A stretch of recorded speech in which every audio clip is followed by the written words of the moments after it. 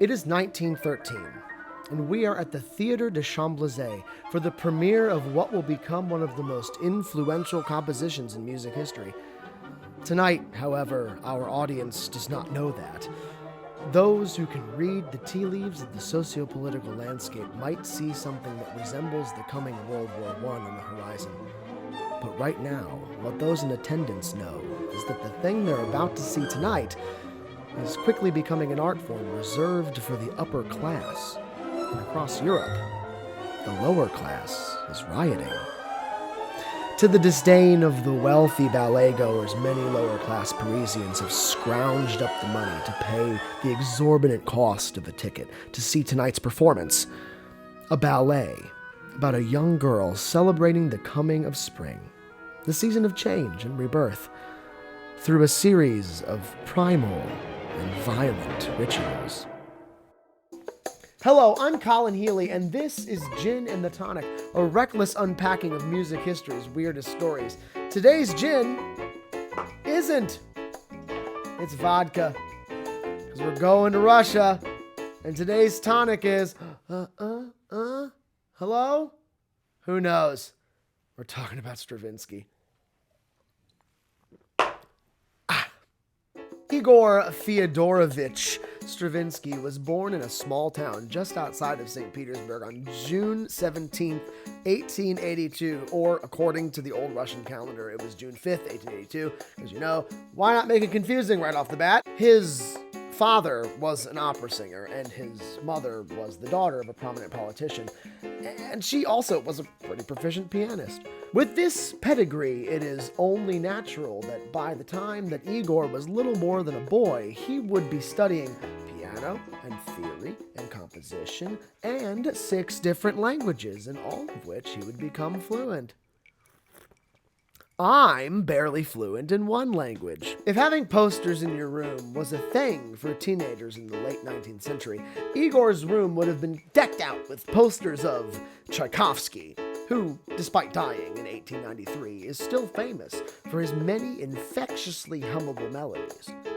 The da da da da da da da da and the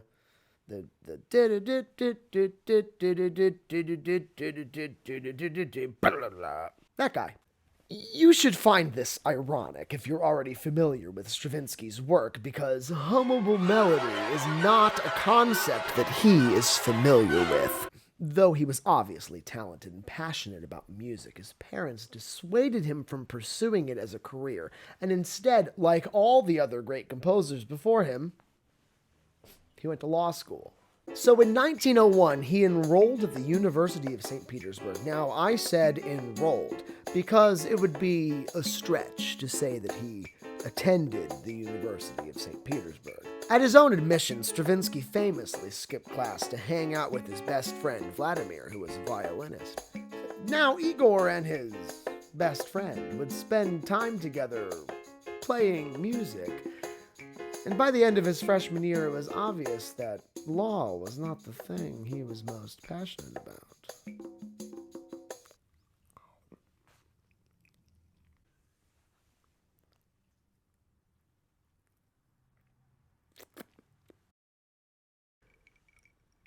It was also at this time that Stravinsky's father died of cancer.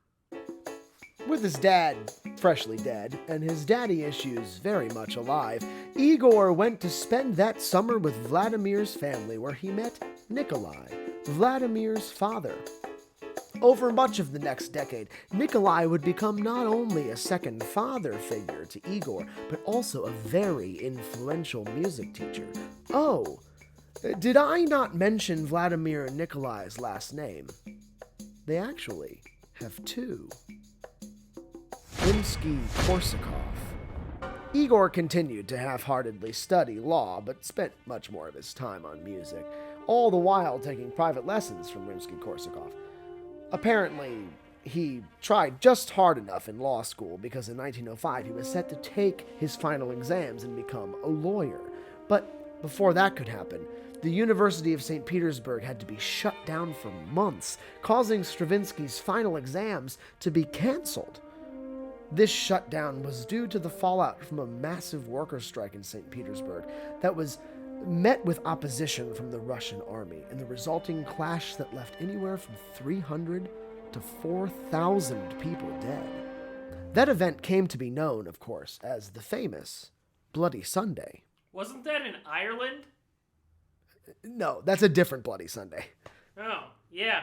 Apparently there's over a dozen events in modern history referred to as Bloody Sunday. Yikes. So, a massive and widely preventable tragedy largely due to misguided policy that caused a whole class of students to miss their graduation. Nope. Doesn't sound familiar at all. This would not be the last time fate would intervene in Stravinsky's life. You see, Stravinsky was a people pleaser. I mean, he went to law school to please his parents. And despite his love affair, practice time, he didn't drop out. And if it weren't for a literal massacre getting in the way, Stravinsky would have probably ended up a lawyer instead of a composer.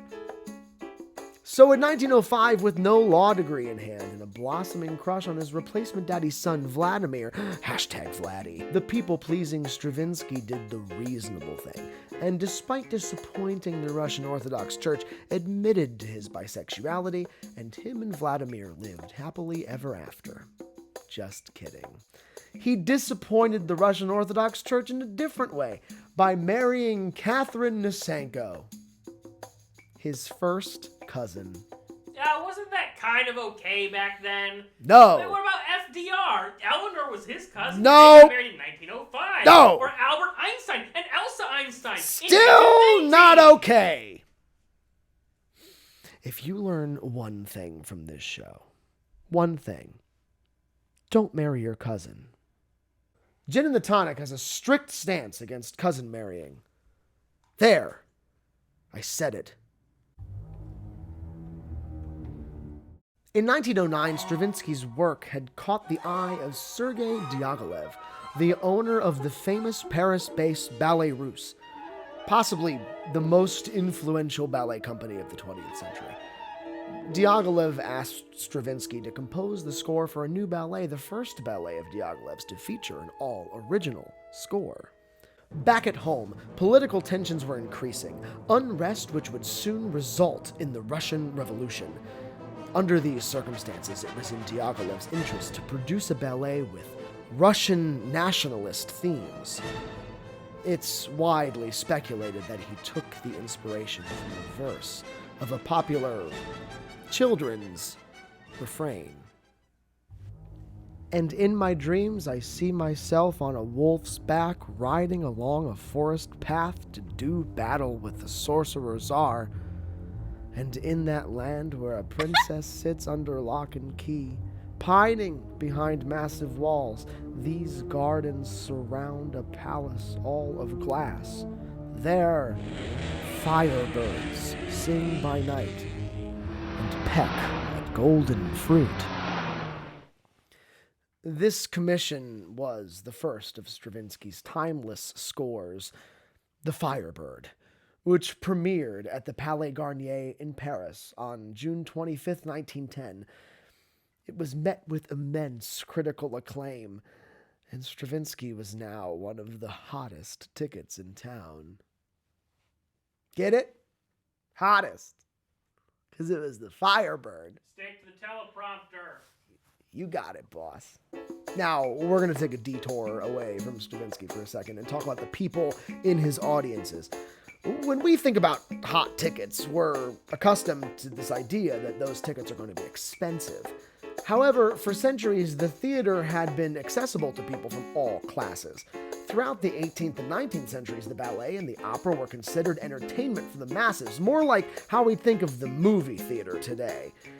But by the time Stravinsky debuted on the wider European stage, in the early 20th century, his music was the soundtrack for an art form that was in the process of actively becoming more and more exclusive. A cultural island reserved only for the wealthy. This tension between the social classes within the theater was set against the backdrop of not only the impending Russian Revolution, but the larger European ticking time bomb that would result in World War I. The pieces were all coming together for a social explosion, and all it would take was a spark. A spark which came on May 29th, 1913, in the form of a ballet about a young girl celebrating the coming of spring, the season of change and rebirth, through a series of primal and violent rituals. Stravinsky's masterpiece, The Rite of Spring. On the night of May 29th, 1913, Stravinsky enjoyed oysters with his friends and colleagues as rich and poor alike, dressed immaculately, crowded the halls eager to hear the first performance of a brand new season of the Ballet Russe at the Theater des Champs-Élysées. The manager of the theater had attained this season through some big dealings. He had paid Sergei Diaghilev 25,000 francs. That's over $110,000 today, per performance. That sum was double the amount of the previous year, which, surprise, caused the ticket prices to double. The crowd was furious, no one more so than those of the lower class. Now, this was a night for Stravinsky, yes, but the marquee name for tonight's performance was superstar choreographer Vaslav Nijinsky. The night began with a performance of Les Sylphides, starring Nijinsky himself and prima ballerina Tamara Karsavina, with music composed by Gin and the Tonic's resident Mr. Steal Your Lover's Daughter, Frédéric Chopin. Les Sylphides was very popular at the time, and this performance was no different. It was met with wide acclaim, but would be overshadowed by tonight's second act. The curtain was closed as the introduction to the premiere performance of The Rite of Spring began. A wistful bassoon solo with underlying discord that portends an oncoming storm, signifying that not all is well beneath the fresh spring vista. It seemed to underscore the tension in the room. The audience began to grow restless, some laughing uncomfortably. There were reports of audience members shouting at the stage within the first minute of the piece. Before the curtain even went up, Stravinsky excused himself and watched the show from backstage. He would later say that this was due to the audience reaction, but many think it was due to the oysters. As the curtain rose, Nijinsky's stomping dancers invaded the stage. Many in the audience felt immediately mocked by the combination of the high price of tickets and the wholly dissonant and wild display in front of them. They began to riot. Some were completely carried away in a trance-like state, with one report saying that the person behind him that night began rhythmically beating himself on the head along with the music. Members of the upper and lower classes began attacking each other as the piece continued. Soon the anger was directed at the orchestra, with a player that night recalling, quote, "Everything available was tossed in our direction, but we continued to play on." Around 40 people were arrested that night. The piece continued without interruption and would receive several curtain calls from those who remained in the audience after the dust had settled. The Rite of Spring would go on to garner largely negative reviews, not so much for Stravinsky's music, as the story is often remembered, but more for Nijinsky's choreography. A critic wrote of the choreography that it was, quote, "a laborious barbarity," and that he was, quote, "sorry to see such an artist as Mr. Stravinsky involve himself in such a disconcerting adventure."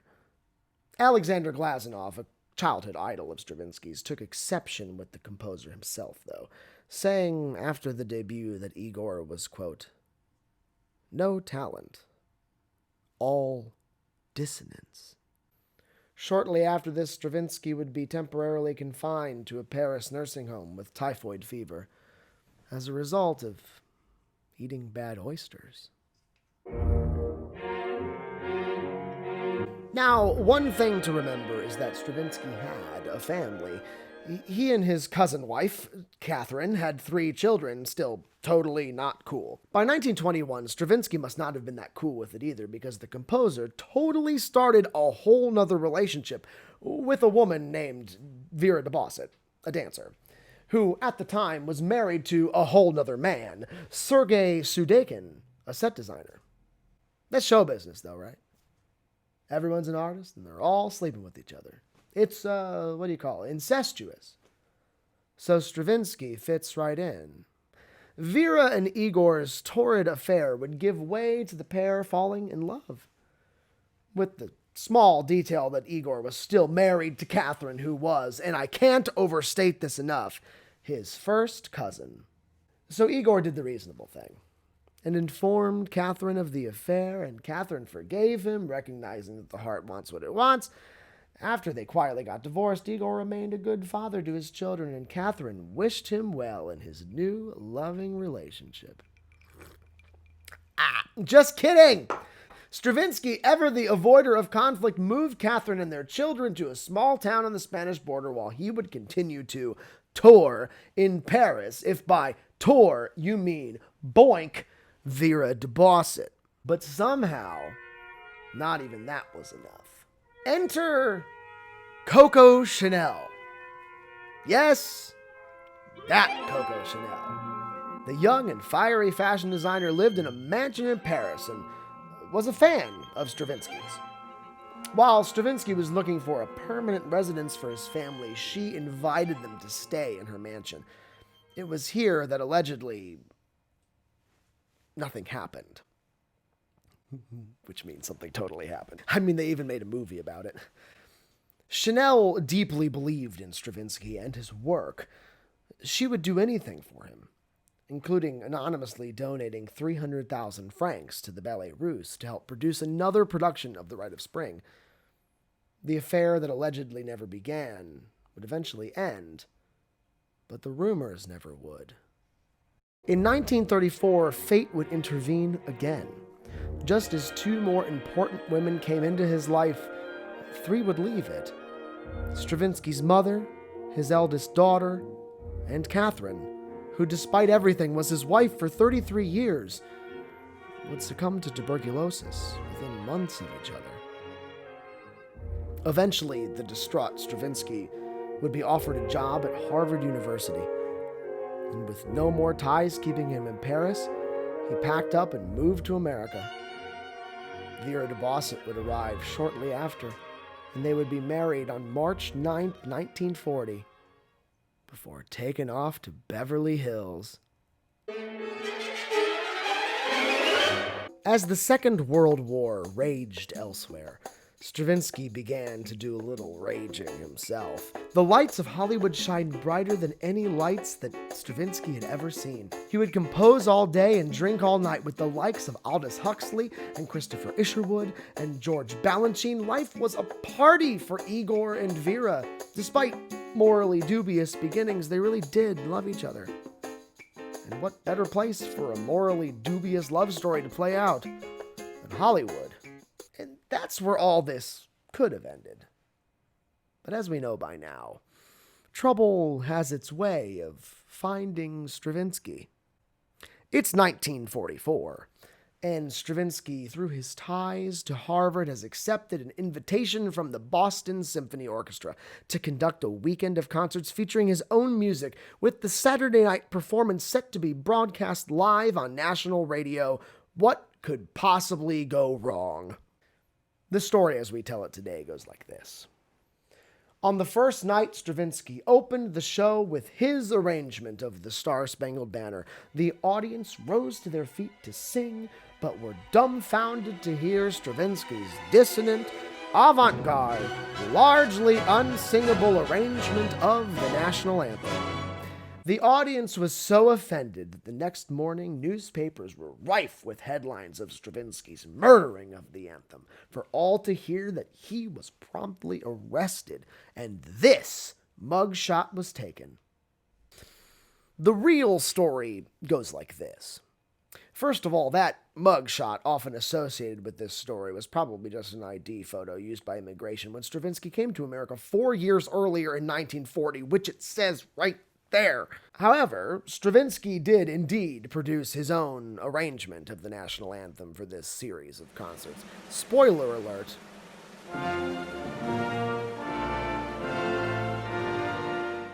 It's not that weird. In fact, the Thursday show went off without issue. However, when the press showed up the next night, it would be exactly one chord in Stravinsky's arrangement that would be his undoing.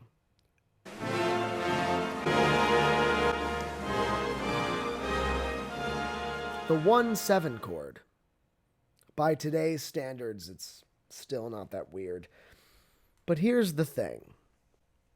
It wasn't that weird in 1944 either. Let's talk nerdy for a second. The 1/7 chord has two parts. The 1 is the part for which this show is named after, the tonic, but not the kind that I put in my drinks. Well-structured music is basically a series of questions and answers for your ears. Tension and release. The tonic is the answer, the release.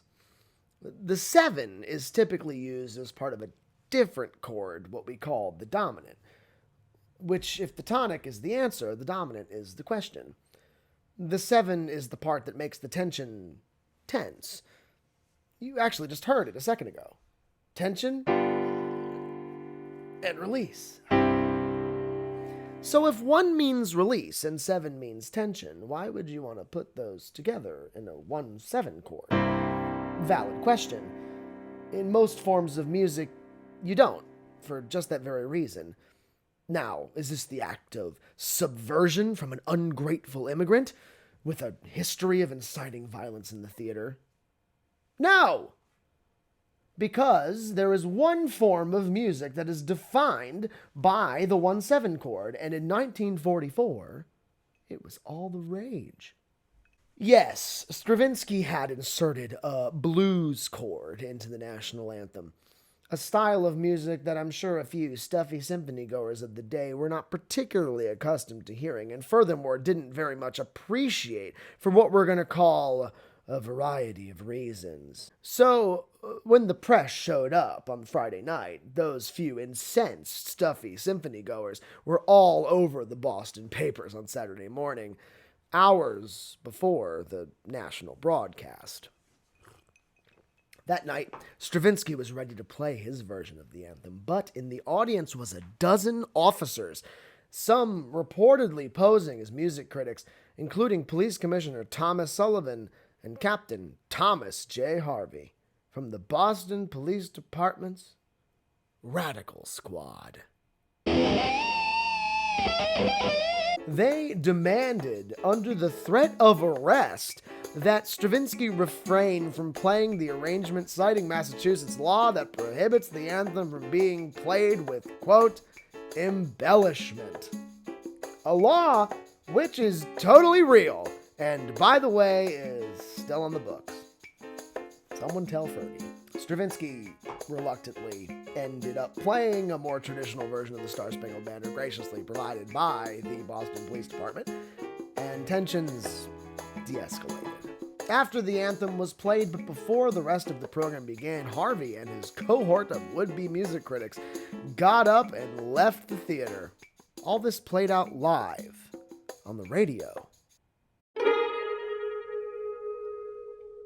Late in his life, Stravinsky entered into his third and final musical period. Serialism. And the music theory kids recoil in fear. Serialism, or 12-tone, is a form of music that is largely atonal and focuses instead on a series of self-imposed rules that form intricate and bizarre patterns and rhythms that serve as a rejection of the cultural norms of music at the time. It's honestly kind of like if math turned into music. Stravinsky would tour throughout the 1960s, where he would meet President Kennedy, and then would ultimately write the elegy for JFK after his assassination. In 1962, he would finally return to his homeland, now the Soviet Union, where his university, its name changed like the city itself to the Leningrad Conservatory, welcomed him for a celebration of his 80th birthday. By 1967, touring ultimately took its toll on the increasingly frail Stravinsky. As backstage at Massey Hall in Toronto, it is believed that he suffered a stroke. He survived, but was hospitalized for weeks. In 1969, after almost 30 years in California, Igor and Vera decided to move to New York, where Igor would live out the rest of his life. Stravinsky would die of heart failure in the middle of spring 1971, in the early hours of April 6th. Stravinsky would be posthumously honored with a Grammy for Lifetime Achievement and a star on the Hollywood Walk of Fame. He's buried in Italy, in the same graveyard as Sergei Diaghilev.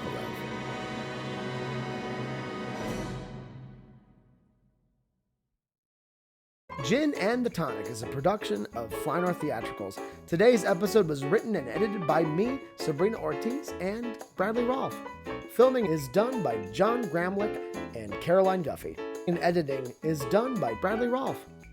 Gin and the Tonic is filmed at Fly North Theatricals Studio B in the Grand Center Arts District, St. Louis, Missouri, in residence with the Kranzberg Arts Foundation. If you got this far, why not subscribe and ring the bell for notifications?